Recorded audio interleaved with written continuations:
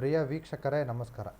ವೀಕ್ಷಕರೇ, ಸೈಟಿನಲ್ಲಿ magnetic field ಅಂತ ಇರ್ತತೆ.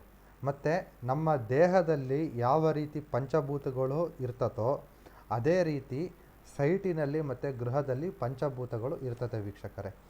ಇಂಜಿನಿಯರು ಪ್ಲಾನಿಂಗ್ ಹಾಕಿರ್ತಾರೆ, ಅದನ್ನು ವಾಸ್ತು ವೆರಿಫಿಕೇಷನ್ಗೆ ತಗೊಂಡು ಬಂದರೆ ನಾವು ಆ ಪ್ಲ್ಯಾನಿಂಗ್ ಹಾಕಿರ್ತಕ್ಕಂತಹ ಆಟೋಕ್ಯಾಡ್ ಡಿಸೈನ್ನಲ್ಲಿ ಪೀಠಮಂಡಲನ ಕೂಡಿಸ್ಬೇಕಾಗುತ್ತೆ.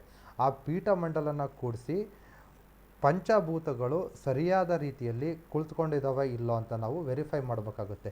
ಇಲ್ಲೋಡಿ, ಈ ಪೀಠಮಂಡಲನ ಸೈಟ್ನ ಮತ್ತು ಮನೆಯನ್ನು ಟೋಟಲ್ಲು ನಾವು 3x3 ಪಾರ್ಟು ಟೋಟಲ್ 9 ಮಾಡ್ಯೂಲ್ ಆಗಿ ವಿಂಗಡಣೆ ಮಾಡಿ ಅದರಲ್ಲಿ ನಾವು ಪಂಚಭೂತಗಳನ್ನು ಐಡೆಂಟಿಫೈ ಮಾಡಬೇಕಾಗುತ್ತೆ. ಇಲ್ಲಿ ವಾಯು ಬಂದು ಈ ವಾಯುಸ್ಥಾನ ವಾಯುವ್ಯ ದಿಕ್ಕಿನಲ್ಲಿರ್ತಾನೆ, ಮತ್ತು ಜಲ ಬಂದು ಈಶಾನ್ಯ ದಿಕ್ಕಿನಲ್ಲಿರ್ತತೆ, ಮತ್ತು ಇಲ್ಲೋಡಿ ಅಗ್ನಿ ಬಂದು ಆಗ್ನೇಯ ದಿಕ್ಕಿನಲ್ಲಿ ಸ್ಥಿತನಾಗಿರ್ತಾನೆ, ಮತ್ತು ಆಕಾಶ ತತ್ವ ಬಂದು ಇಲ್ಲಿ ನೈಋತ್ಯ ದಿಕ್ಕಿನಲ್ಲಿರ್ತತೆ, ಮತ್ತು ಭೂಮಿನಲ್ಲಿ ಪೃಥ್ವಿ ಅಂದರೆ ಭೂತತ್ವ ಬಂದು ಇದರಲ್ಲಿ ಯಾವುದರಲ್ಲಿ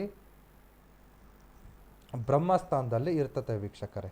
ಸೊ ನಾವು before going to design the house, ಮನೆಯ ನಿರ್ಮಾಣಕ್ಕೆ ಪ್ಲಾನಿಂಗ್ ಮಾಡೋದಕ್ಕಿಂತ ಮುಂಚೆ ಫಸ್ಟು ನಾವು ಸೈಟ್ನ ಪೀಠಮಂಡಲವಾಗಿ ವಿಂಗಡಿಸಿ ಪಂಚಭೂತಗಳನ್ನು ಐಡೆಂಟಿಫೈ ಮಾಡಿ ಅದಾದಮೇಲೆ ನಾವು ಗೃಹ ನಿರ್ಮಾಣಕ್ಕೆ ಆಟೋಕ್ಯಾಡಲ್ಲಿ ಪ್ಲಾನಿಂಗ್ ಮಾಡಬೇಕಾಗುತ್ತೆ. ಇದು ಇಂಪಾರ್ಟೆಂಟು. ಬಹಳ ವಾಸ್ತು ಕನ್ಸಲ್ಟ್ ಮಾಡೋರು ಇದನ್ನು ಗಮನದಲ್ಲಿ ಇಟ್ಕೋಬೇಕಾಗುತ್ತೆ ವೀಕ್ಷಕರೇ. ಇಷ್ಟು ಹೇಳುತ್ತಾ ಈ ಒಂದು ಸಂಚಿಕೆಯನ್ನು ನಾನು ನಿಮಗೆ ಮುಗಿಸ್ತೇನೆ. ನೀವು ನನ್ನ ಯೂಟ್ಯೂಬ್ ಚಾನಲ್ಗೆ ಸಬ್ಸ್ಕ್ರೈಬ್ ಆಗಿಲ್ಲ ಅಂತಂದರೆ ದಯವಿಟ್ಟು ಈ ಕೂಡಲೇ ಸಬ್ಸ್ಕ್ರೈಬ್ ಮಾಡಿ. ನಮಸ್ತೆ.